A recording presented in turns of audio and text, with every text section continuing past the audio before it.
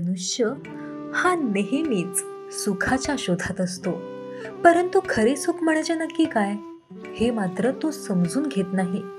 भौतिक सुखे क्षणभर आनंद देतात, परंतु सद्गुरूंच्या सहवासातून आध्यात्मिक मार्गात मिळालेले आत्मिक सुख हे शाश्वत असते. ते मनुष्याला त्यांच्या अंतिम ध्येयाकडे म्हणजेच मोक्षप्राप्तीकडे घेऊन जाते. त्यामुळे सदैव गुरुचरणी लीन राहावे म्हणजे आपल्या जीवनाचे सार्थक हमखास होतेच. असे मंत्रमुग्ध करणारे प्रवचन श्रवण करण्याचा योग प्राप्त झाला होता. पश्चिम पालघर जिल्ह्यातील भाविकांना.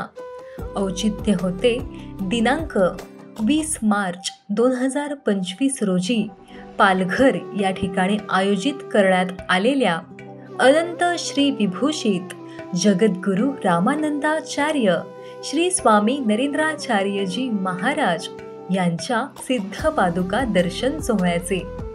आदल्या दिवशी सौभाग्यशाली यजमान श्री अशोक वसंत घरत यांना गुरुपादुकांची सेवा करण्याचे भाग्य लाभले. सोहळ्याच्या दिवशी सकाळी भव्य मिरवणुकीतून वाजत गाजत अतिशय भक्तिमय वातावरणात परमपूज्य जगद्गुरुश्रींच्या सिद्ध पादुकांना यजमानांच्या निवासस्थानापासून कार्यक्रम स्थळी आणण्यात आले.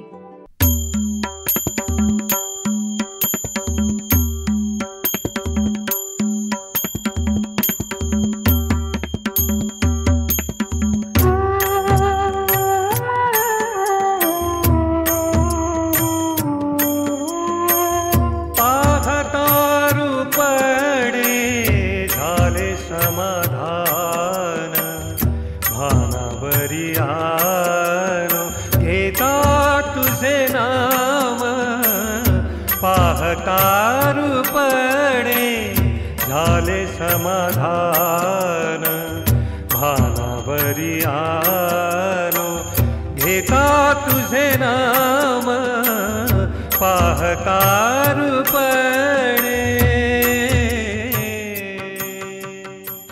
कार्यक्रमस्थळी सुहासिनींनी परमपूज्य जगद्गुरुश्रींच्या सिद्ध पादुकांचे औक्षण केले. परमपूज्य जगद्गुरुश्रींच्या सिद्ध पादुकांना संतपीठावर विराजमान करण्यात आले.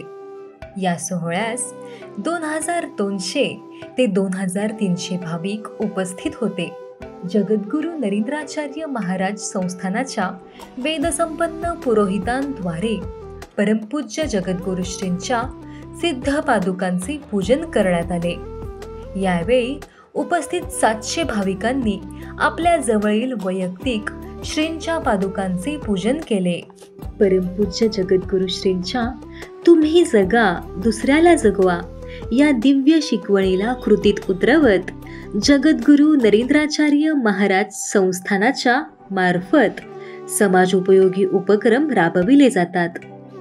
त्याच अनुषंगाने या सोहळ्यात देखील संस्थानाच्या दुर्बल घटक पुनर्वसन योजनेअंतर्गत 10 प्राथमिक शाळांना टीव्ही सेटचे विनामूल्य वितरण करण्यात आले, जेणेकरून विद्यार्थ्यांना आधुनिक तंत्रज्ञानाच्या मदतीने चांगल्या पद्धतीने शिक्षण घेता येईल आणि देशाची भावी पिढी अजून प्रगल्भ निपजेल. यावेळेस अनेक मान्यवर उपस्थित होते, ज्यांनी या उपक्रमाची तोंड भरून स्तुती केली. त्यानंतर जगद्गुरु नरेंद्राचार्य महाराज प्रवचनकार श्री पंकज बिरादार यांचे प्रवचन श्रवण करण्यात भाविक दंग झाले होते. प्रवचन समाप्त झाल्यावर सर्वांना ओढ लागली ती गुरुपादुकांवर नतमस्तक होण्याची. बघता बघता लांबच लांब रांगा लागल्या. सर्वांनी अगदी शिस्तबद्ध पद्धतीने परमपूज्य जगद्गुरुश्रींच्या सिद्ध पादुकांचे मनोभावे दर्शन घेतले.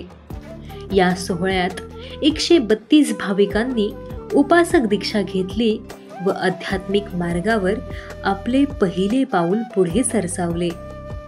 सूर्यास्त झाला आणि त्याचबरोबर सोहळ्याच्या सांगतेची वेळ झाली. सर्व भाविकांनी परमपूज्य जगद्गुरुश्रींच्या सिद्ध पादुकांवर पुष्पवर्षाव केला व निरोपार्तीने सोहळ्याची सांगता झाली. सर्वांनी पाणावलेल्या डोळ्यांनी परमपूज्य जगद्गुरुश्रींच्या सिद्ध पादुकांचा निरोप घेतला. श्री गुरुदेव.